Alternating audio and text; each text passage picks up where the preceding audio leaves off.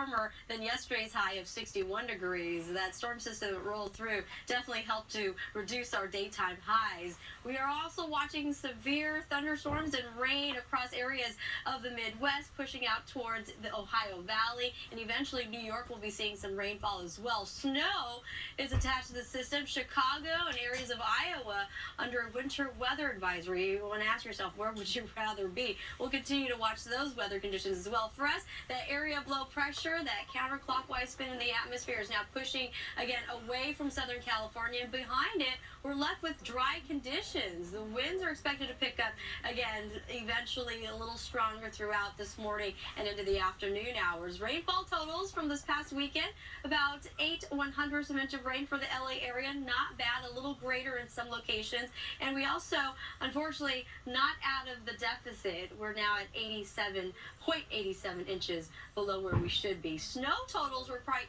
impressive as well, over a foot near the Big Bear area.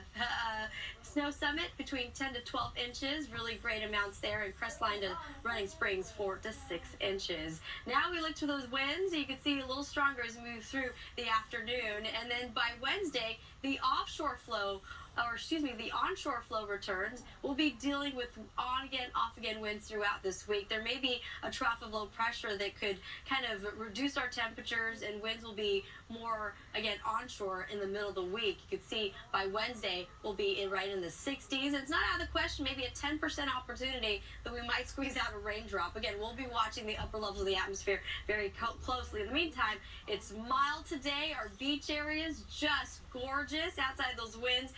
Again, eventually blowing through for our valleys in the Inland Empire. Will leave temperature ranges in the upper 60s and low 70s. A little bit warmer going into Tuesday. Again, a quick cool down. And then look at this weekend. I know we just came off of Saturday and Sunday, but we also are looking ahead. Temperatures 70s, mid-70s, and even upper 70s possible.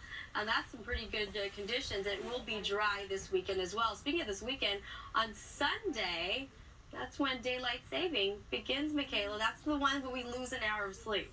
I know. We spring ahead. We do spring ahead, and we lose that hour. Unless we, sleep in the next morning, That's which true. we can't afford to do. No. All right. So I want to thank you so